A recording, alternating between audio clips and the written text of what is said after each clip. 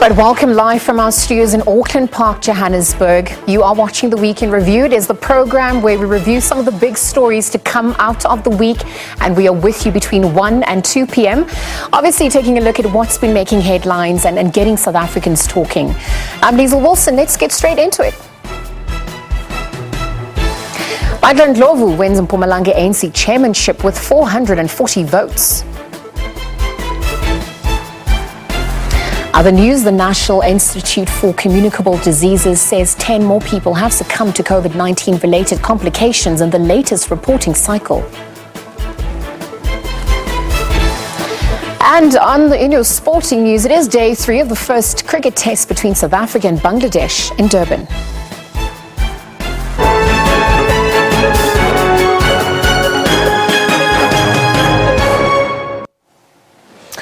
Right, those were a look at your headlines. Let's get straight into your stories. President Cyril Ramaphosa says the 2021 July unrest is a humiliating event for the country. And he was, of course, giving testimony at the South African Human Rights Commission investigative hearings into the unrest that led to damages amounting to billions of rands. More than 300 people have died when crowds descended in shopping malls and other businesses in parts of Gauteng and KwaZulu-Natal. It says the instigators of the riots were hell-bent on exploiting the most vulnerable in the country and humiliating them in the process. I found it humiliating that this South Africa, which is characterized as a middle-income country, could be subjected to the type of unrest where poor people were thronging to the stores looking for food, looking for whatever goods they could get. So that too was an act of humiliation for us. President Cyril Ramaphosa before the South African Human Rights Commission. The president's first term has been marred with challenges from the state capture inquiry, the deadly COVID-19 pandemic, and last year's July unrest. Ramaphosa says it was a humiliation and a sad reality to see the country in that state of chaos. He says instigators took advantage of the challenges that South Africans are facing. The instigators want to exploit their vulnerabilities. They then go and open up all these stores, and our people, because they are vulnerable, they are poor, then throng to these stores, and that in itself manifests itself in their humiliation. So they participate in their own humiliation because they cannot help it, because they are caught up in this maelstrom of poverty and inequality. The president testified that after the looting, he was troubled to see police officers going into people's homes to remove some of the looted goods and destroying them. And I was troubled when I saw how they were going like from house to house, searching, finding bags of mealie meal, rice, oil, cooking oil and all that, and taking them out and even seeking to arrest some of the people. That troubled me. Earlier, he corroborated Police Minister Bheki Cele's testimony that they didn't receive any intelligence report. I am yet to see such a report that says this is what we knew, how it was going to unfold. I have not seen such a report myself, because it would have had to say, these are the planners, this is what they intend to hit, they will move from this mall to the next mall, and all that. Now, that was not forthcoming. Ramaphosa says government regrets what happened and has reaffirmed his position that the riots were well planned. We are not a failed state yet, and will not get there. We are not a failing state because we are rebuilding the capacity of the state. The president concluded his testimony by apologizing to the nation and declaring that the July 2021 riots should never happen again. He says the riots were not only an assault on democracy but on people's rights to freedom and security. Ntlantla Khatlane, SABC News, Johannesburg. Right now, ANC delegates in Mpumalanga have voted Mandla Ndlovu as the new ANC provincial chairperson at the ANC Provincial Elective Conference, which is currently underway in Emalahleni, beating Lucky Ndinisa with 440 votes. Lucky Ndinisa got 278 of the votes. The deputy chairperson, Speedy Mashilo, got 505 votes, and David Nhlabatsi got 209. Now, the position of secretary went to Muzi Chirwa with 487, and Pat Ngomane lost with 224. Our Deputy Secretary Lindiwe Njali Chali got 458 votes, Charles Ndlovu losing with 258. The Treasury position went to Mandla Msibi with just over 400 votes. Perhaps more on this, let us bring in our reporter Tumelo Machoho, who's obviously been following this throughout the weekend. Tumelo, good afternoon. Thank you for joining us. Walk us through what's likely transpiring on your end. Of course, we heard some of the key positions being announced just a few moments ago. Well, indeed, Lizelle, about 718 people, delegates voted. Out of the 728 delegates that were participating in this, electing Mandla Ndlovu as the new chairperson of the ANC. You remember that Mandla Ndlovu has been the acting chairperson of the ANC in the province since 2017, when David Mabuza was elected to become the deputy president of the ANC and the deputy president of the country. So Mandla Ndlovu is the chairperson. The deputy chairperson is Speedy Mashilo. Muzi Chirwa is the secretary. The deputy secretary is Lindiwe Njali, who's also been in the leadership of the ANC and also has been the coordinator of in the province since the ANC was disbanded in this province. Mandla Msibi rather is the new treasurer general here, the treasury in the province. But you remember that this election started yesterday, also in the early hours of this morning. That's when the election was going on to ensure that they did elect the top 5 in the province. But let's get more reaction from the ANC NEC member. Thank you so much for joining us this afternoon. Just talk to us about the reaction that you guys have, because you've been in the province, in preparation for this conference. Just talk to us about your reaction from the ANC National. Thank you very much, and good afternoon to Melo. Good afternoon to the viewers and listeners out there. Yes, we are a 15-member delegation of the NEC, which I'm leading, to support the provincial conference, the 13th provincial conference of Mpumalanga. A conference is a very important gathering. It strengthens the resolve of ANC members, first to ensure that the ANC abides by the values and principles and its mission to serve South Africans. It asserts that, and this conference has affirmed that. But secondly, it is here to review policies and how to do things better. But another important thing is to elect a leadership and renew its mandate. It is democracy, displayed. We're very glad we have come to a point where after the credentials were adopted, we have now have branches electing the top 5 officials, as you have mentioned them, led by Mandla Ndlovu as the provincial chairperson. We really are happy because this collective leadership has got a long history of leading the ANC. They are schooled in the ANC values, traditions and principles. And for me in particular, being an immediate past convener of NECs in this Mpumalanga province, we have really stabilized the organization in many ways than one, including in the rampant violence that was there in branches. This conference is really peaceful. There hasn't been any disruptions, there hasn't been protests. and all that, it is running smoothly. We also have made sure that the province also stand tall and stand to be counted when it implements the 54th National Conference resolution and the various decisions of the NEC. And this includes also the step-aside rule. A little bit of a disappointment from by us as NEC members that a comrade who had himself stepped aside because of a case that he's answering for in court was also elected.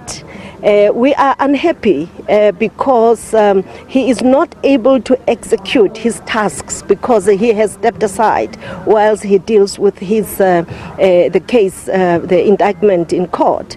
So it is a bit of a concern there. However, the NEC deployees have discussed the matter, and we also agreed that we will engage him in terms of his role, and we'll take it from there. We know that he's one of our best in terms of even having led our provincial elections program. However, he also acted ethically to step aside once he was facing the serious allegations and also indictment by, facing a court action on allegations, and also going to court on these allegations that he has said to us he's not guilty at all, and so forth and so forth. But let's allow the courts to process the matter judiciously. Thank you so much for speaking to us. That is Dr. Gwen Ramokgopa just speaking to us about the issues that has been happening here, and also talking to us about Mandla Msibi, who has been elected as the chairperson of the treasury of the ANC here in the of the province, here in the province. So we'll try and, it seems like we're gonna see Mandla Ndlovu there is going to be addressing the media. So we'll try and actually step him and then speak to him about his appointment as the new chairperson of the ANC in the province. So we'll try and quickly just get there. Lizelle, just give us a moment just so that we can actually speak to the chairperson of the ANC in the province. Mandla Ndlovu is busy outside, busy addressing some of the media personnel outside. So we'll just ask him a bit of questions about how does he feel about being elected as the new chairperson of the ANC in the province. Why these comrades are not happy? Because I think that the problem that we have is that if we want individuals to be a winner in a conference of the ANC, you'll have problems. But myself, I am happy that we are having a very peaceful conference. Our comrades here are engaging. And I know that tomorrow, when we close this conference, we're going to have a clear-cut resolutions that are going to improve the life of the people of Mpumalanga. So you're not anticipating any disruptions post this particular conference? Comrades that are here did not disrupt, so there will be no disruption. We agreed that all of us are going to accept the outcome of the conference. We may have different lobbying teams, but when you go to the conference, always you will have different lobbying teams. What is very important is that all of us, we must accept the outcome. When people wanted to pray for me, I told them that they should not pray for an individual. They must pray for this conference and pray for all of us that are contesting to accept the outcome of the conference. So there will be no violence in this province. These comrades that were contesting are seasoned comrades. They know that when you contest, you allow yourself, you subject yourself to all the processes of the ANC, and you will accept the outcome of the conference, including elections in the conference. What are the plans of the new TC incorporating youth into It will not be a plan of an individual, but I know the ANC. The ANC is predictable. I think on the outcome of this conference, when they elect leadership, they are also going to inject in new blood. So they will be there organically using the ANC processes. Was Didi Mabuza invited here? What did he say on the invite? Why specifically Comrade Didi? Technically, he's the outgoing chairperson. He should probably. But you must understand that is the deputy president. He's a deputy president. Do you think that we can invite a deputy president to a conference where the ANC has deployed the TG to come here and address? We'll just be turning the world upside down. He was not invited because he's a deputy president. If you invite a deputy president, then it means that the deputy president must have to address. If he was here, he was going to address. Thank you. Mr. Ndlovu, what are you going to do to invite... That was the new elected chairperson in the province, Mandla Ndlovu. Let's just quickly get Lucky Ndinisa, who lost out to Mandla Ndlovu, so that we can speak to him about his reaction after he lost out to Mandla Ndlovu with just about 240 votes. Let's get Lucky Ndinisa quickly. Let's just speak to Lucky Ndinisa. Ntate, just talk to us about your reaction to the election this afternoon. Well, we want to start by congratulating the African National Congress in Mpumalanga for convening such a very important and successful provincial conference. We were very much impressed about the discipline displayed by the branches of the African National Congress, right from where we started until to where we are. As far as the elections results are concerned, this is an internal democracy in the African National Congress in session. And we want to, with all the necessary humility, take this opportunity and congratulate the leadership collective and Comrade Mandla in particular. And we want to say that this is the leadership collective that some of us had the privilege of working with them at a time when I was a provincial secretary. They were leading the regions. They've grown into the ranks of the African National Congress. They've got what it takes to lead the organization, and we want to accept the outcomes of this conference unreservedly, and we're happy that finally we've got a fully fledged structure of the African National Congress in Mpumalanga, and we want to say that we will take this opportune moment and dismantle all the lobby groups that we have and rally behind this newly elected leadership of the African National Congress. And once again, congratulations to the newly elected leadership of the ANC. Are you disappointed that you didn't win?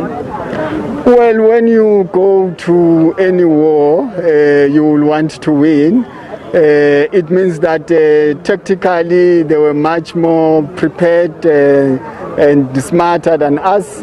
We might have seen one or two glitches from our side, and all what we're saying is that at the end of the day, this is the conference of the African National Congress, and it is the African National Congress that has won. And once again, we congratulate the branches of the ANC, the discipline they displayed, all of us who participated in this process, and to this newly elected collective. And of course, without any reservation, we will rally behind this leadership. Does that mean as well you'll accept the nomination of being in the PEC as well as being an additional member of this? Well, when you join the African National Congress, the African National Congress allows you to take an oath where you must put your energy and skill at the disposal of the African National Congress. So we'll continue to put our energy and skill at the disposal of the African National Congress where the branch wants us to. If we are nominated to be in the PEC or additional members, indeed we'll gladly accept that and continue to do our voluntary work in the organization. Thank you so much. That was Lucky Ndinisa speaking to us about after losing to Mandla Ndlovu as the chairperson of in the province. Lizelle, I'm going to have to hand it over back to you because there's a lot of activities happening here in Mpumalanga with these elections, because now the people have to go to different commissions and also elect additional members for the PEC membership. Thank you so much for joining us. Let's let's leave the conversation there as you perhaps get, what's happening on the ground. Again, we'll cross to you with more developments as that unfolds. Again, Tumelo Machogo is our reporter in Emalahleni, where the ANC elective conference is currently transpiring in Mpumalanga province. As we heard, Mandla Ndlovu elected as the ANC's Mpumalanga chairperson. Again, that is underway throughout the weekend. The SABC will be bringing you the latest. Perhaps for more on your top political stories of the week, we're also going to bring in political analyst Khanyi Magubane, who's going to be chatting about the elective conference, which obviously started yesterday, and some of the other stories making headlines this weekend. A very good afternoon to you, Khanyi. Thank you for joining us here on the SABC. And thank you so much for having me this afternoon.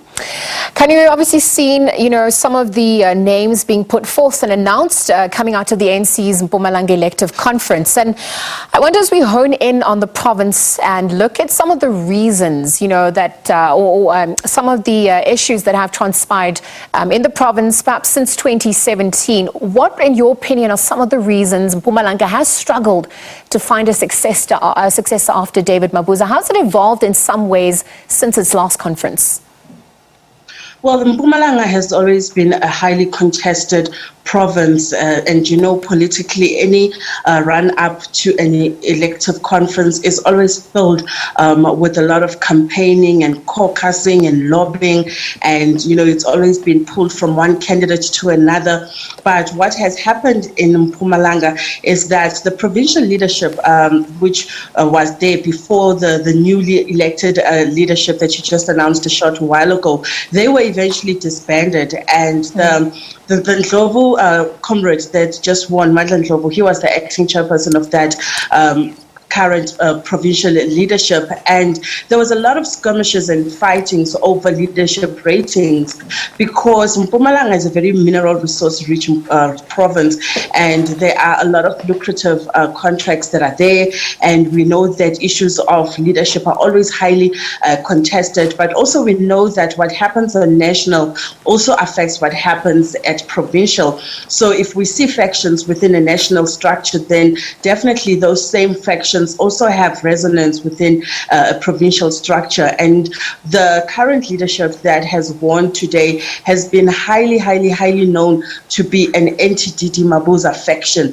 And in fact, the three names that came up today in Ndlovu, CB, as well as Mashile are the three forerunners that we were very much expecting to take the positions that they did today, because they were highly expected to be the new leadership and to finally dismantle the Didi Mabuza leadership that has been in the province but not quite able to get to those top positions, because the supporters of Didi Mabuza have always been there, they've always been contesting, but this faction has just come out stronger. And as we heard from the speaker before you came to me, that the ANC is now in a position where it wants to move beyond factional fighting, where it wants to move beyond infighting, and it wants to get to a place of renewal, and it wants to get to a place where comrades are rallying behind all elected leadership, despite the factions that you belong to. So this conference really has set the tone of what's to come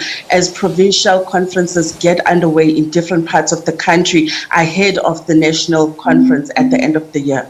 Khanyi, speaking of which, Mpumalanga is one of 8 ANC provinces scheduled to elect new leaders. This is ahead of the ANC's national conference come December.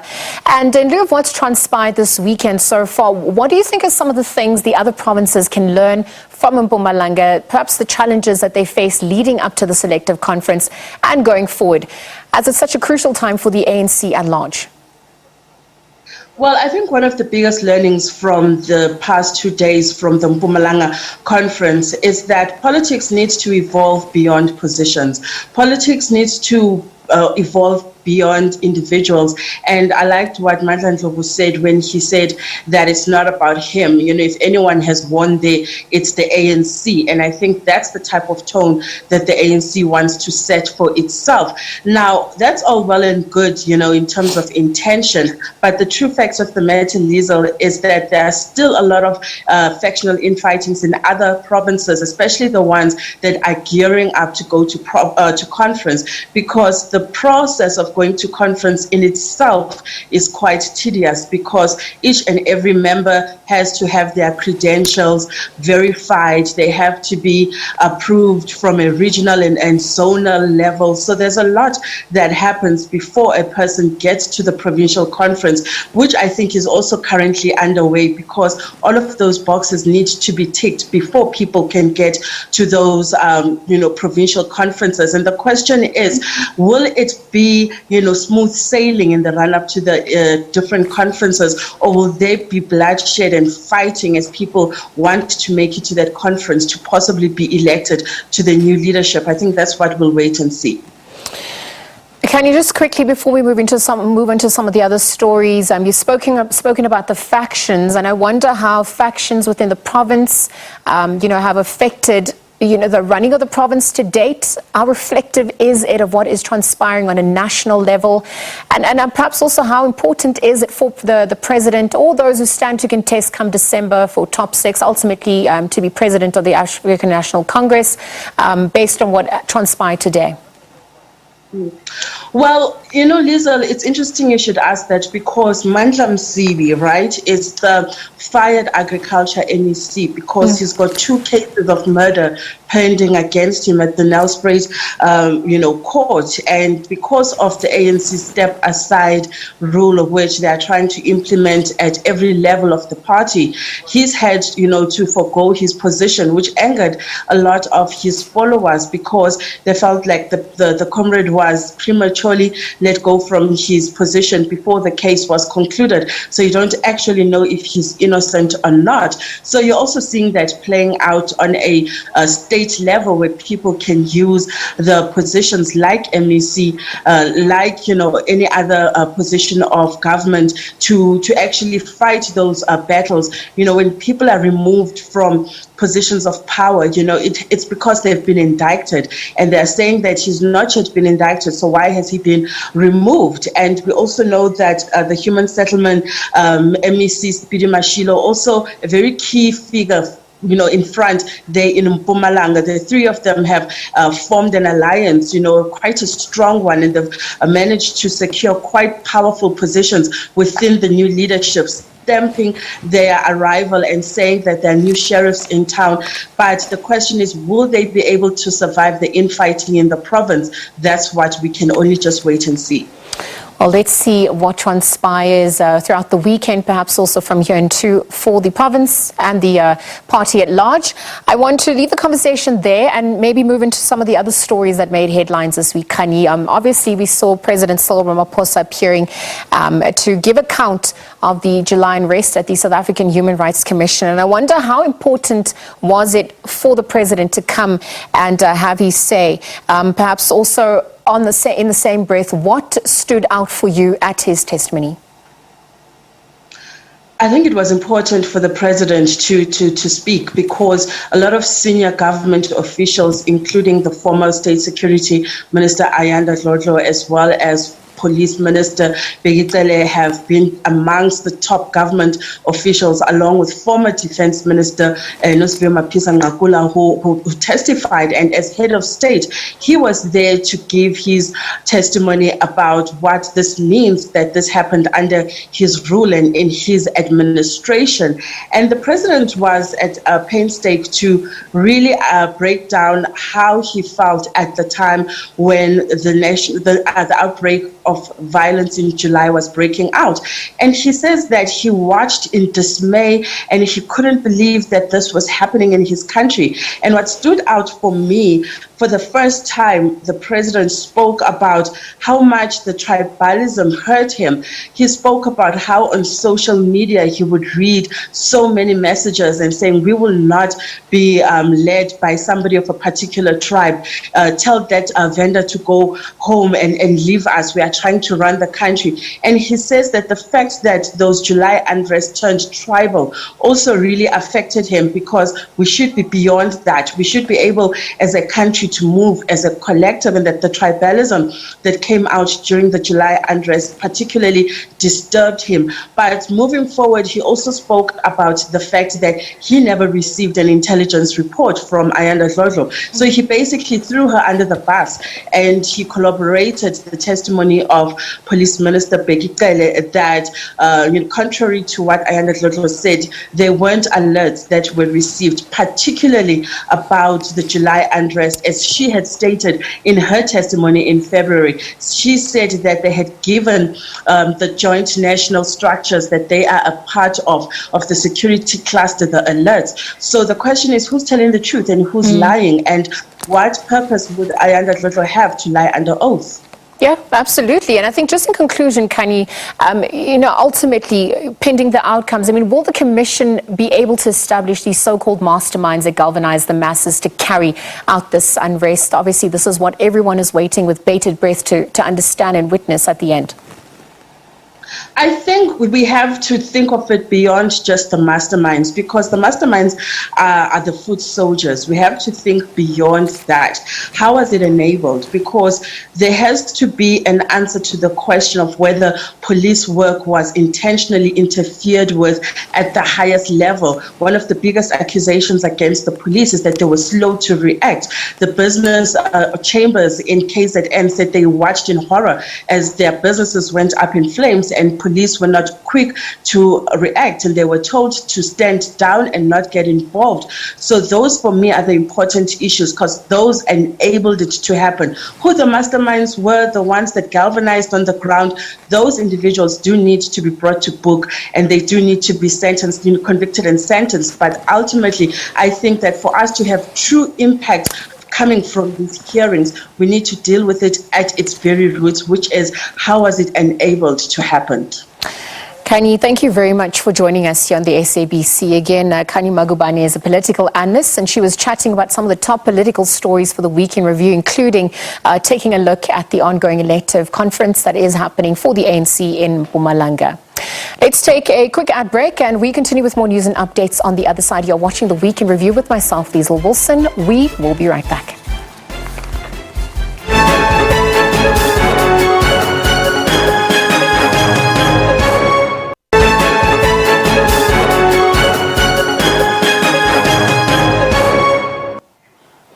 Welcome back. This is the Week in Review. Let's take a look at some of the other stories making headlines this week, where joblessness among South Africans continue to climb, where Stats SA says the official unemployment rate was 35.3% in the fourth quarter of 2021. It means that 7.9 million people were unemployed.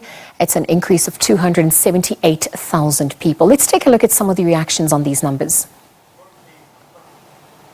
The trickle-down economics of the neoliberal economists who are currently advising government to follow various steps are not really working, because the economic growth is not growing or is not contributing equally to the number of employment in that particular sector. The number of employed persons actually increased by 262,000 from the third quarter.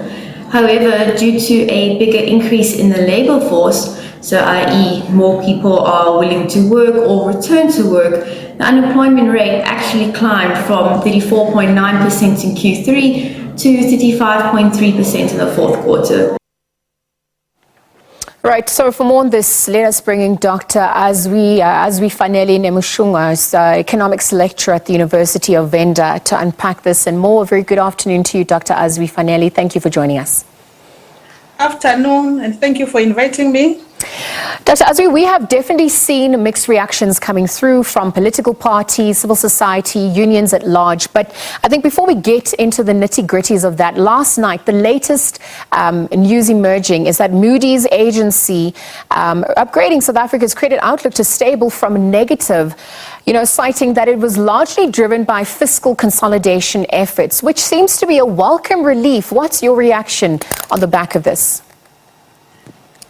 On the issue of Moody's decision to upgrade South Africa, one can say that is a welcome decision, for the fact that if we are now on a stable position, it simply means that that will be sending a positive message to investors to say South Africa is a good destination for investments. So possibly one can say that by having this positive news from Moody's, which is one of those 3 rating agencies, so that sends a positive signal to investors. And now we don't forget that we are coming from this investment conference where investors were pledging to come invest in South Africa. So I believe the news from all this has come at the right time. And I can say that this will help to attract investors to come to South Africa and invest, and that will boost our economy. Dr. Azwi, let's then get into what the numbers reflect for the country at large. And, while both the unemployed and employed figures increased, the data showed that South Africa is just simply not creating enough jobs for new entrants, or perhaps to make up for some of the more existing losses, because the unemployment rate, according to the expanded definition of unemployment, decreased by 0.4, obviously to 46.2% in quarter 4 for 2021 compared to quarter 3 in 2021. So with that said, having South Africa's unemployment rate increasing from 34.9% to 35.3% in the fourth quarter of 2021, help us to make sense of some of these figures. What is your take on this? What can you cite as possible causes for this? So, looking at the figures, where we find that unemployment level has increased, but on the other hand, we also see the level of unemployment has increased, but as compared to the level of employment itself, so we find that unemployment is rating higher than the level of employment. Automatically, one can cite the fact that during the fourth quarter in 2021, the possibility is that many people who have decided not to look for jobs, those who are said to be discouraged. So they have decided to go back and look for jobs. Unfortunately, the jobs that were created by the South African market were not enough to absorb them.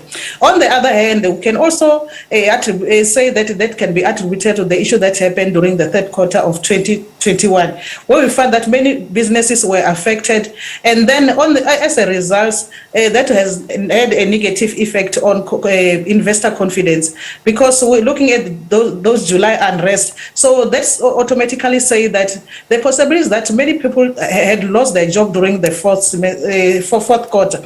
Automatically having this large number of people who have lost jobs, and on the other side, those who were discouraged to look for jobs, they tend to have a positive mind to look for jobs. Unfortunately, the market was unable to create enough jobs to accommodate them.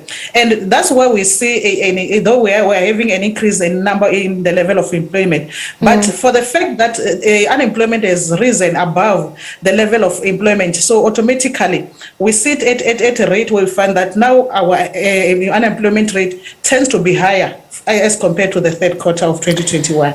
So we've seen in provinces like the Northern Cape, the Eastern Cape, Limpopo, and then, obviously looking at their unemployment rates recording well over 50%. But I want to get into the issue of youth at this point. 10.2 million young people between the ages of 15 and 24 years in quarter 4 of 2021, of which 32.8% were not in employment or in education or training, which is worrisome stats for future labor force. Perhaps also to achieve any global competitive advantage at this point, based on the necessary skills. What's the danger in what is being reflected through this future labor force that is not active? So looking at this number of 32.8% of youth who are unemployed in the fourth quarter of 2021, I believe if we can just be fair enough, we can say that it seems like the education that South Africa is giving to its young people is not that one that we can say we have a future for South African youth. And then on the issue of the global market, automatically, if they don't have the relevant skills for now, the possibility is that even in future, we can see that South Africa won't be able to compete on the global market as far as its youth is concerned. So that will be then be a problem with the education system that these higher institutions are giving, because we find that many of the graduates that come from the university, every year we find that our universities are producing a large number of graduates, only to find that it's only a small number of them who manage to secure positions elsewhere. So it's especially for 2020 and 2021. I don't know that we can say that because of this change in the way that our economy is operating, that the economy has changed to come what you call a digital economy. So that sends a negative message to our higher level higher education institution to say whatever we are giving to our youth is not that much relevant, or we're not giving the relevant skills that talk to the market. Automatically, if it can't talk to the market in South Africa, it's also say that even in the global market, our youth, especially in future, wherever we find that our economy is, the global economy is always changing. So whatever was relevant maybe 5 years ago, after 5 years, the possibility is that some of the skills that our youth will be having, especially those who have graduated from our higher education institution, even if they try to look for jobs anywhere in the world, for the fact that the skills that are given is not that can match what is needed by the global economy. So we are seeing a danger as far as our youth in South Africa are concerned. That means the government itself have to revisit the what we call the curriculum that we give to our youth, because automatically if we're producing young people who cannot secure jobs is in our country, it's also send a message that whatever we're giving to them, if they cannot stand a better chance in locally, it also say that even if we can say that they try everywhere in the world, it just sends a message that our youth, though they have skills, those skills does not talk to the market, not only to find that if it cannot talk to the local market, automatically if the global market, because we know that most of our employers, most of them are those who are coming from other economies and all over the world. And so if they cannot be accommodated for now, so it's sending a message to say we have to revisit our curriculum. Well, it definitely speaks to some of the proposals on the cards when we look at issues of structural transformation. And I think before we get into that, I want to also highlight another issue, that has come through the data. We've seen that the unemployment crisis among women seems to be drawn largely along racial lines and having differential access to the economy. And obviously, when we're talking about, what gender inclusion means, we're also speaking about economic inclusion at large. And I wonder, in order to bring women, in order to bring women into the fold, what fundamentally needs to change for the South African economy? It is about restructuring the framework, but we also need to look at how do we create policies that begin to recognize the value of everyone, regardless of their gender or their race. What are your thoughts on this data emerging? I believe one cannot say we have to restructure or we have to do what we call a restructuring framework. So we have policies at hand. Unfortunately, those policies are not put into implementation. So the only challenge that we have in South Africa, especially among women, is that especially if we look at those rural areas, there's this cultural belief that a woman's place is in the kitchen. That's why I find that most of the people who may be able to secure jobs, even if we apply for a position somewhere, even those who are employers, they still have the mentality to say women cannot make it. Some of the hindrance being that it is said that if you hire a woman, you must know that most of the time the woman won't come to work because a woman is faced with so many responsibilities, like taking care of the children, giving birth. So unfortunately, we are still sitting with a mindset, especially among men and employers especially in South Africa and all over Africa. So to believe that a woman does not have what it takes can do what a man can do. So that's why we find that even if you are hired somewhere and then you become a leader or a boss, those who are your subjects, if they are men, they have that mentality to say a woman cannot make it. So it becomes with so much worries that our culture also entertain that, and then you find that many women tend to get discouraged to say, even if you try to apply for a position, so there's no way you are going to secure a good position or a higher position.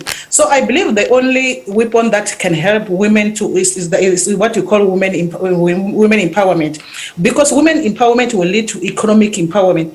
Automatically, that means that the way out for a woman to empower themselves, and then so that they can become self-independent, especially financially, is when they have that mentality of being entrepreneurs. Because when you become an entrepreneur, number one, it becomes a self-emancipation on your side. So if we can have so many women who have that mentality of becoming entrepreneurs, we know that it is said that if you educate a woman, then you are educating the whole society. So I believe the onus rests upon the government to educate or to give enough training to women, and not only giving them training, because even if you have training, unless you have what it takes or you have the financial means, there's no way you are going to make it. So it's Dr. now Azwi, can I just, in the issue of time, I want to just get to the macro view of, these unemployment stats, but also look at the macroeconomics that's happening globally. And I wonder, in conclusion, what risk or danger may arise in the next quarter as the war in the Ukraine unfolds, the global oil and domestic fuel prices also skyrocket. What are your closing thoughts on that?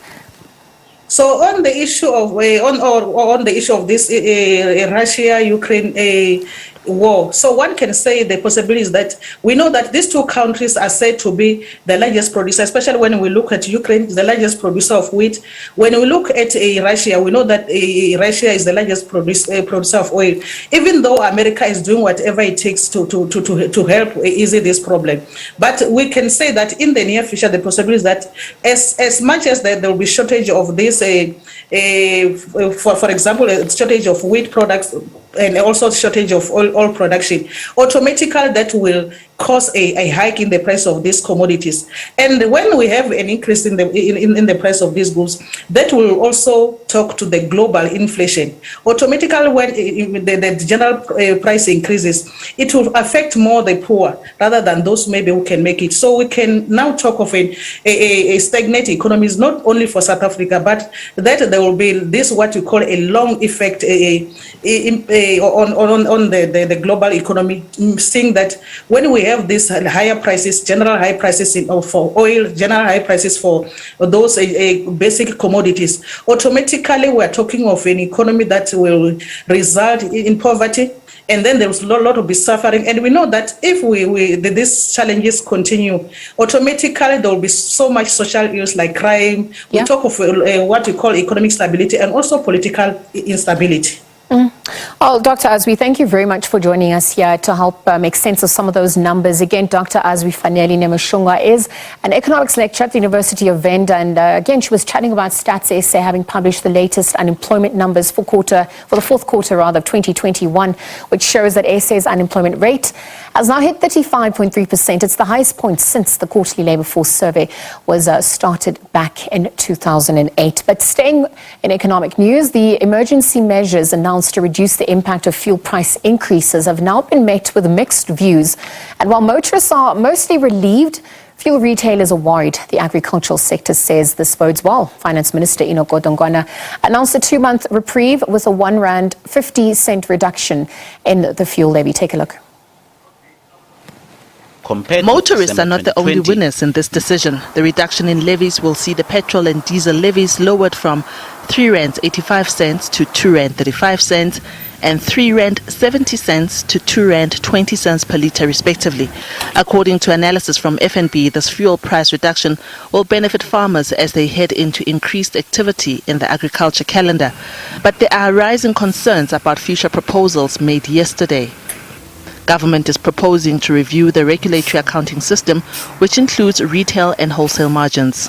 Some 2 years back or so, the department called for submissions regarding this issue of ULP93 price capping.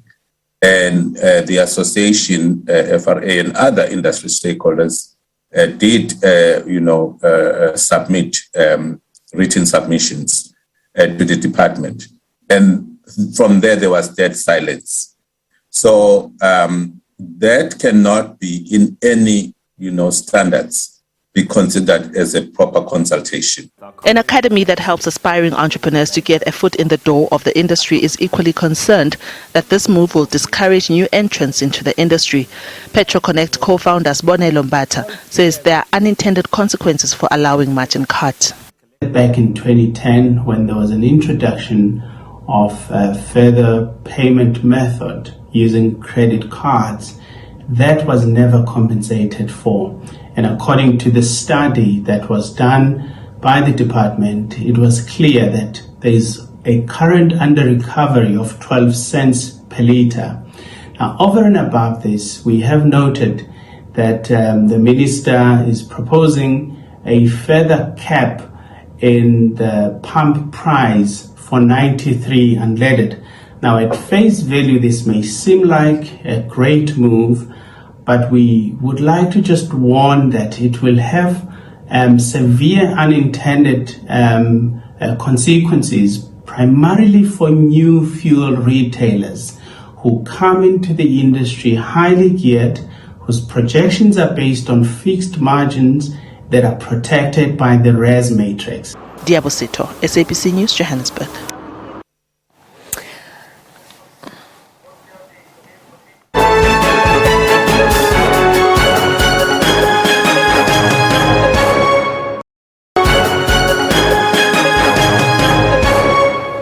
Hi, welcome back. You're watching The Week in Review with myself, Liesl Wilson. In other news now, ANC Treasurer General and Acting Secretary General Paul Mashatile says that they will meet the party's convicted Women's League President Batabile Dlamini on Monday to decide her fate.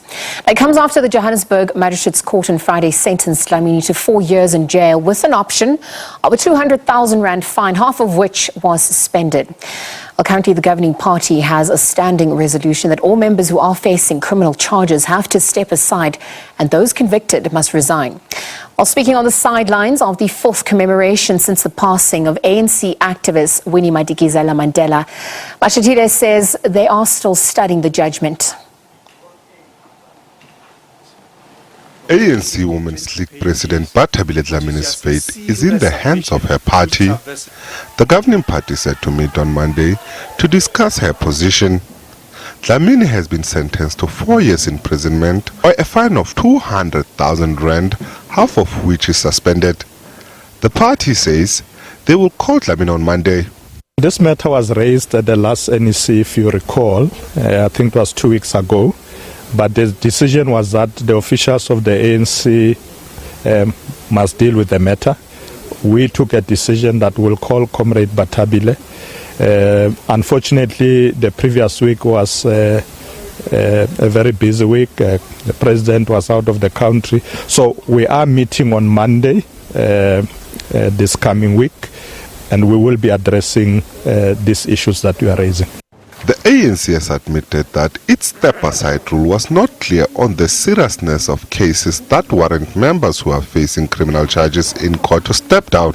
The resolution of the ANC did not include all crimes, not necessarily because we didn't think they are not serious crimes, but the understanding was that the definition of a serious crime will be in line with what the statutes are saying. So obviously we will be guided by that. But you are quite right, the resolution was not exhaustive, but the guide is that there are statutes, and to the extent that the statutes of the country, legislation, regard a particular crime as serious, that will be our position as well. As the ANC gears up for its 55th elective conference in December, Mashatile says the ongoing provincial conferences must be seen as building blocks towards the party's renewal. But comrades, this conference must be seen in the context of renewal, in the context of an ANC that wants to be better once again, an ANC that is not going to elect people who are interested to pursue their own personal agendas. ANC Secretary General Ace Magashule was suspended last year after refusing to step aside pending the finalization of his fraud and corruption case. Although Dlamini was sentenced to 4 years with an option of a fine on Friday, she hasn't stepped aside or resigned. SABC News, Johannesburg. That's where we're going to leave it for you today. It has been an absolute pleasure as always. Tomorrow we're back for a look at the week ahead. For myself, Liesl Wilson and the team, until tomorrow, do take care.